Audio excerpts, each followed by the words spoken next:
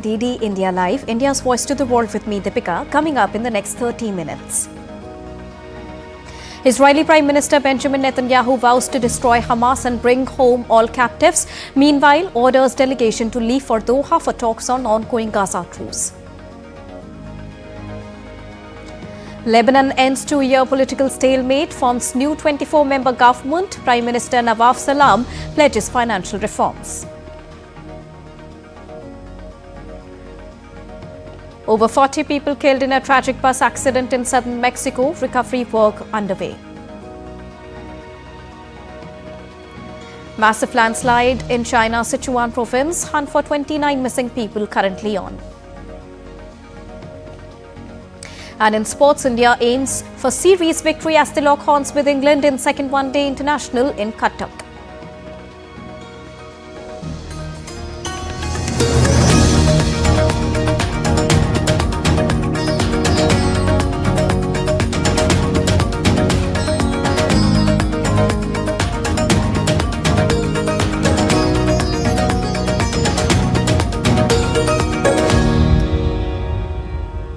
A very good afternoon to all our viewers joining us at this broadcast of DD India Live this afternoon. To begin with the top story of the hour, Israeli Prime Minister Benjamin Netanyahu ordered negotiators on Saturday to return to Qatar to discuss the fragile Gaza ceasefire.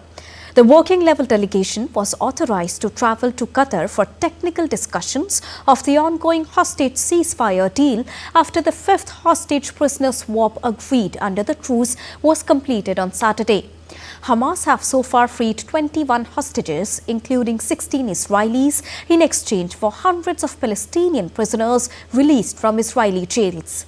The ceasefire, mediated by Qatar, Egypt and the United States, aims at securing the release of 17 more hostages during the remainder of the 42-day first phase. Israel's Prime Minister Benjamin Netanyahu on Saturday vowed to destroy Hamas and bring home all captives held by Hamas following the fifth hostage prisoner exchange under Gaza truce deal. Netanyahu, in a video statement, described the organization as monsters and said US President Donald Trump agreed with him that Hamas must not remain in power in Gaza. We have once again seen what monsters Hamas are. These are the same monsters who slaughtered our civilians and mistreated our hostages. And I say to them once again, they will pay for their actions. We will do everything to bring back our hostages. We will ensure their safety. That is the instruction I gave to the delegation, to tell the intermediaries and to demand. Beyond that, if President Trump agrees with me completely, we will do everything to bring back all the hostages. But Hamas will not be there. We will eliminate Hamas and return our hostages. That is the instruction, and that is how we will act. Family members, relatives and supporters of Israeli hostages protested on Saturday, demanding for immediate release of all the hostages. The protesters said they were shocked by the condition of 3 released hostages and worried about the physical and mental state of the remaining ones. The frail, disoriented appearance of Ohad Ben-Ami or Levi and Eli Sherabi, the 3 freed hostages on Saturday, sparked dismay among their relatives.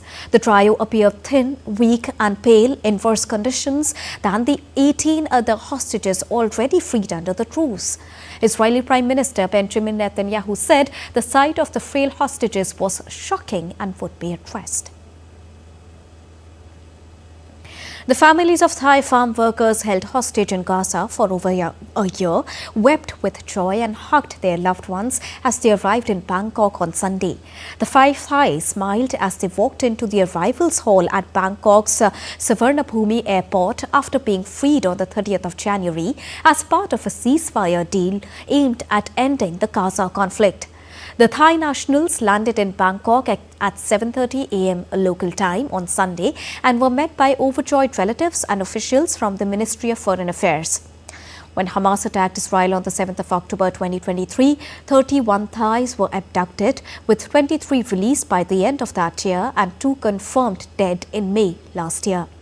One Thai national is still believed to be alive in Gaza.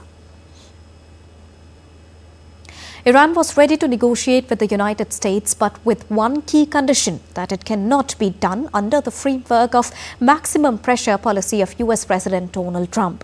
Iran's Foreign Minister Abbas Araghchi has made it clear that lifting sanctions will require negotiations, but not under the maximum pressure strategy that would essentially be a form of surrender. The statement comes on the heels of Iranian Supreme Leader Ayatollah Ali Khamenei's urging to the government to avoid negotiating with Washington, labeling it as a reckless approach. In 2015, Iran made a landmark deal with several world powers, including the US, to regulate its nuclear program in exchange for easing international sanctions. However, in 2018, Trump withdrew the US from the agreement and reinstated heavy sanctions on Tehran, despite the opposition from European countries. A new government was formed in Lebanon on Saturday after more than 3 weeks of talks with rival political parties. New Prime Minister Nawaf Salam said that 24-member cabinet would prioritize financial reforms, reconstruction and the implementation of a United Nations resolution seen as a cornerstone to stability on the Lebanese border with Israel. The Christian Lebanese Forces Party, which is fiercely opposed to Hezbollah and has not been a part of the cabinet in more than 5 years, also picked 4 ministers, including Foreign Affairs Minister and Energy Minister. Speaking to the reporters at the presidential palace, Salam said he hoped the politically diverse cabinet would work in harmony. Now that we have announced the government, which I hope will be a government of reforms and salvation, I would like to emphasize the following points, which I place at the top of my priorities. First, reform is the only path to the real salvation, and this requires the government to ensure security and stability in the Lebanon by completing the implementation of Resolution 1701 and the ceasefire agreement, and following up on Israel's withdrawal to the last inch of Lebanese territory. This is in conjunction with reconstruction, which I previously said is not a promise but a commitment. Now, US President Donald Trump has revoked security clearances for former Secretary of State Antony Blinken and former National Security Advisor Jake Sullivan. The decision comes a day after Donald Trump stripped the security clearance of former President Joe Biden, which would stop his access to daily intelligence briefings. Trump also revoked security clearances for Biden's Deputy Attorney General Lisa Monaco, who helped coordinate the Department of Justice's response to the 6th of January attacks. Trump also removed the clearances of the New York Attorney General Letitia James and Manhattan District Attorney Alvin Bragg, both of whom had led cases against Donald Trump.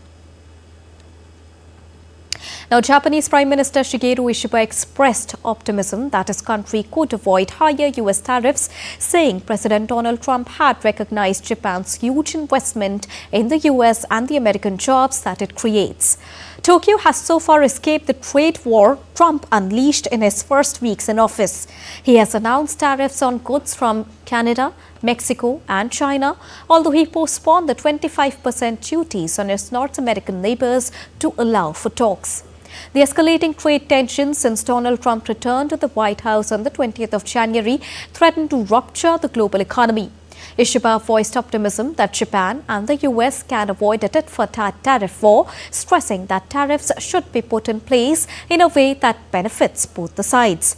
Trump pressed Ishiba to close Japan's $68.5 billion annual trade surplus with Washington, but expressed optimism that this could be quickly done, given a promise by Ishiba to bring Japanese investment in the US to $1 trillion. African leaders at a historic summit urged direct talks to resolve the crisis in eastern Congo, including with allegedly Rwanda-backed M23 rebels. The rebels' capture of Goma in January, escalating fighting, leaving thousands dead. Despite a unilateral ceasefire, they continued to advance. The summit reflects the continent's concern over the crisis and Congo-Rwanda standoff. Leaders agreed to merge peace processes, engage M23 and consider additional facilitators. Defense chiefs were urged to meet within 5 days to facilitate an immediate ceasefire. The conflict has displaced thousands, with hundreds sheltering in informal camps like schools. Displaced Congolese face dire situations, with rainwater dripping through cracked ceilings and women cooking outdoors in the rain. The escalating conflict has prompted protests from displaced individuals who question where they will go once classes resume. The governor of South Kivu urges calm as M23 rebels advance on Bukavu, sparking fear and panic among the city's 1 million inhabitants amid ongoing clashes. I would like to reassure the population of South Kivu and the Congolese population in general. Contrary to the media campaign, which is the enemy's digital army, trying to do everything to intoxicate the population by saying that there is a serious insecurity in South Kivu. This is not the case. A US judge blocked Elon Musk's team from accessing sensitive Treasury Department data, citing concerns over unauthorized access. The temporary order, effective until the 14th of February, restricts access to payment systems and data for non-Treasury personnel. Musk, leading Trump's cost-cutting efforts, denounced the judge as an activist and accused Democrats of hiding a massive fraud scheme. The case was brought by 19 state attorneys general, alleging the administration violated the law by expanding access to sensitive data. Judge Angel Mayer blocked Elon Musk's team from accessing sensitive Treasury data, citing risk of disclosure and hacking. The lawsuit alleges Trump allowed an unelected billionaire to infiltrate federal agencies, posing huge risks to sensitive data. North Korean leader Kim Jong-un criticized trilateral military cooperation among the United States, Japan and South Korea for raising tensions in the region and vowed countermeasures, including the further development of nuclear forces. During a visit to the Defense Ministry on Saturday to commemorate the founding day of its army, Kim said that North Korea does not want unnecessary tension of the regional situation, but will take sustained countermeasures to ensure the regional military balance. US President Donald Trump, after a meeting on Friday with Japanese Prime Minister Shigeru Ishiba, said he would have relations with North Korea as they expressed concerns over its nuclear program. Now, the 3 Baltic states will connect to the European Union's power grid after they seamlessly severed Soviet-era ties with Russia's network, a shift motivated by security concerns. Estonia, Latvia and Lithuania, former Soviet states that are now European Union and NATO members, have been keen to make the change since Russia invaded Ukraine in 2022. The war struck fear into the small Baltic countries that they too would be targeted. The staunch Ukraine supporters also worried that Russia would blackmail them via the electricity system. The Baltic states have been operating as so-called energy island after decoupling from the Moscow-controlled electricity network early Saturday. They have since tested their frequency or power levels to assure Europe their system is stable, according to Lithuania's state-run grid operator Litgrid. Now, New Zealand will relax visa rules to attract more foreign investors in efforts to stimulate its economic growth. Immigration Minister Erica Stanford said the country's investor visa category would be made simpler and more flexible to encourage investors to choose New Zealand for their capital, skills and international connections. The changes to take effect from the 1st of April following the government's recent relaxation of visa rules, allowing holidaymakers to work remotely while visiting the country, aiming at boosting its tourism sector. After slipping into the technical recession in the third quarter of 2024, the New Zealand government is seeking ways to bolster its growth. In January, it announced plans to set up in West New Zealand, part of the government's International Economic Development Agency, to serve as a one-stop shop for overseas investments. Now, at least 41 people were killed in a tragic bus accident in southern Mexico on Saturday. The bus with 48 people on board was traveling between Cancun and Tabasco that collided with a truck and resulted in deaths of 38 passengers, 2 bus drivers and a truck driver. Meanwhile, recovery efforts are still underway as officials continue to search the wreckage. Tours Acosta, the bus operator, expressed deep regret over the incident via a Facebook post and pledged to work alongside authorities to uncover the cause of the accident. 29 people confirmed missing after a landslide struck southwest China's Sichuan province. The landslide buried 11 houses. As the landslide remains active, rescue teams will continue to operate cautiously. China's President Xi Jinping have meanwhile urged the efforts to properly handle the aftermath. About 200 residents have been evacuated to safety after a landslide hit southwest China's Sichuan province. Rescue teams continue to search for survivors amid challenging conditions.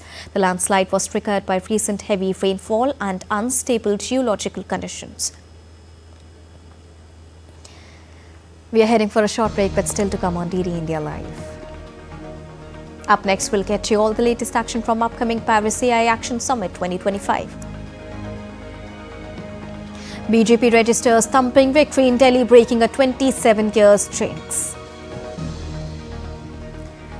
And stay with us for a quick roundup of the latest from Maha Kumbh.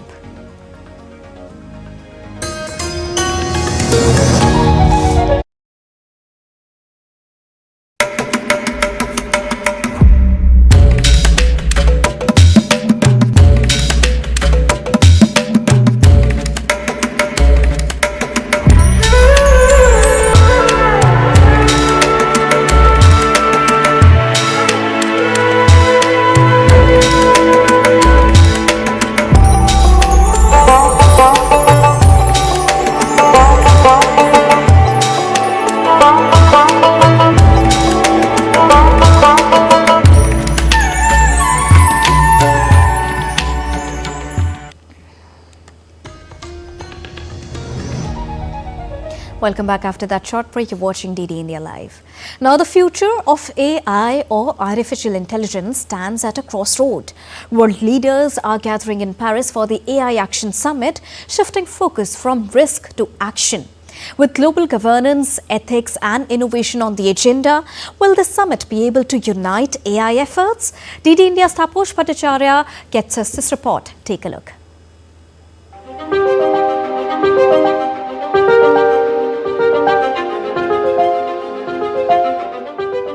The future of artificial intelligence is at a crossroad.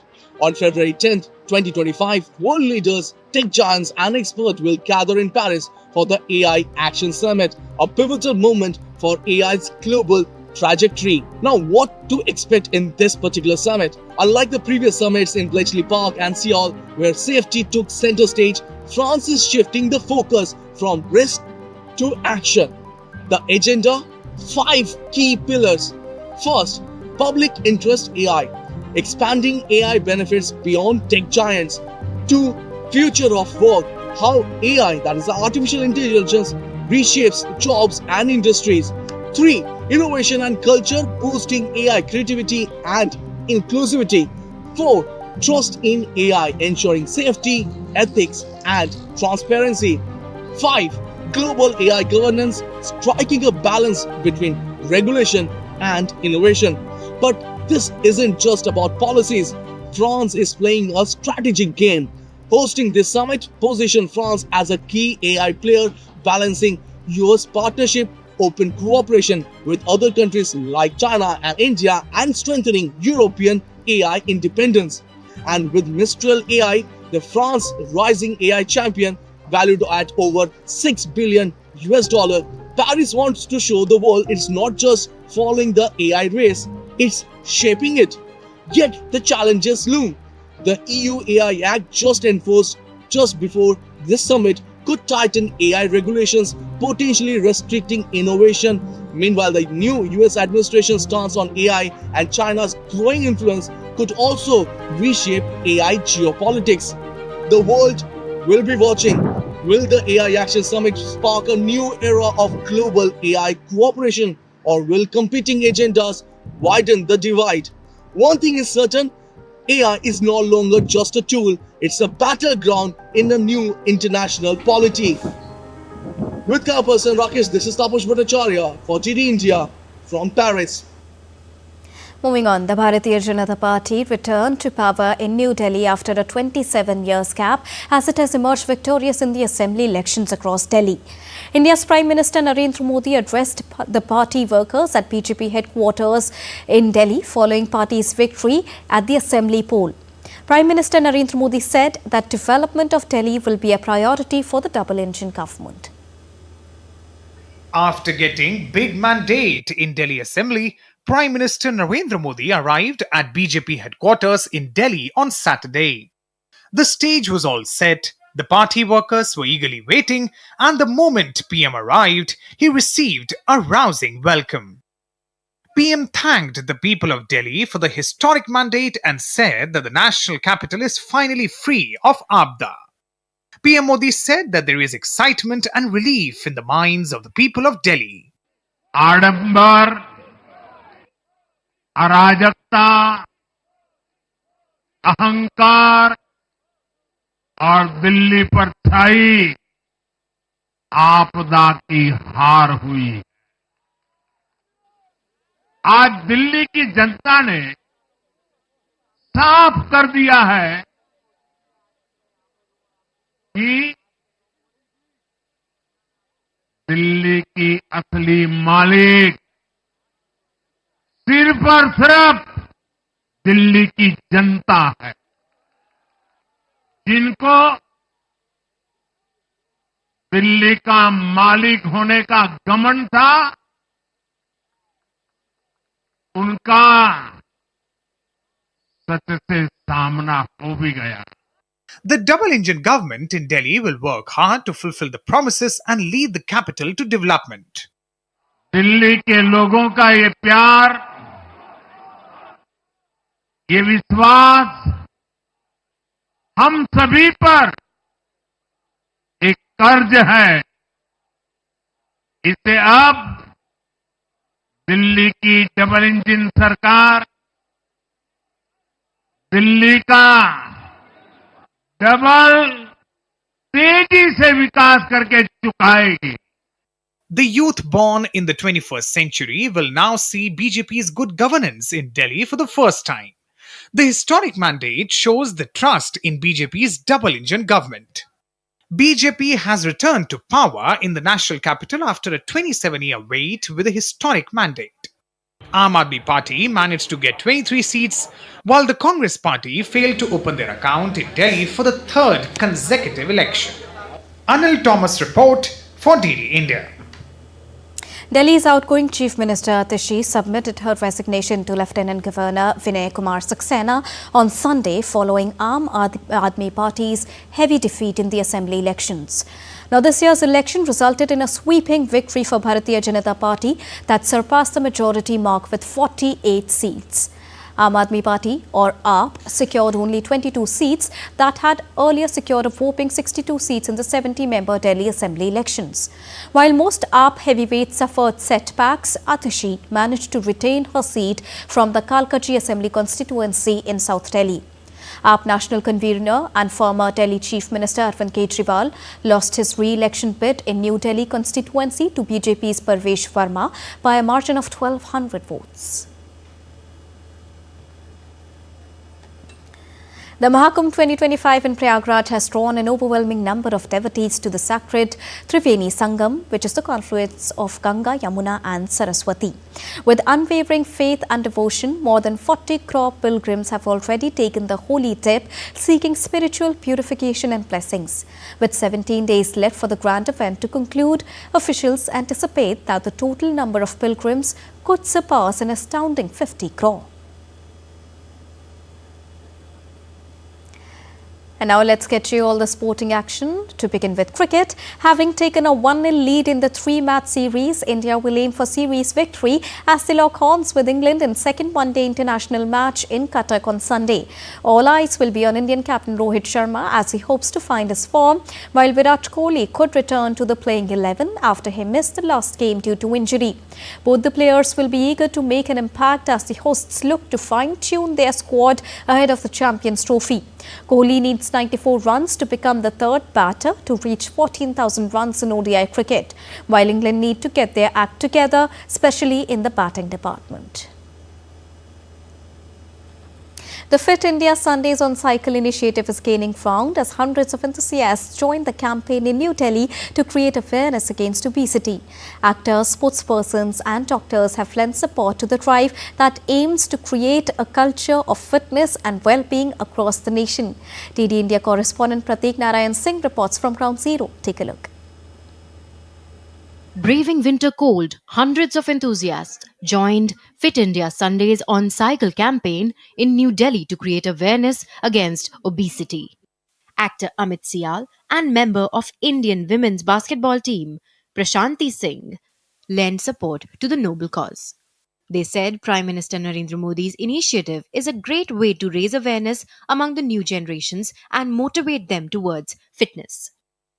It should have been thought of before, but it's better to be late than never, and it's a amazing campaign by our Honorable Prime Minister, and I feel very glad to be here and be a part of this.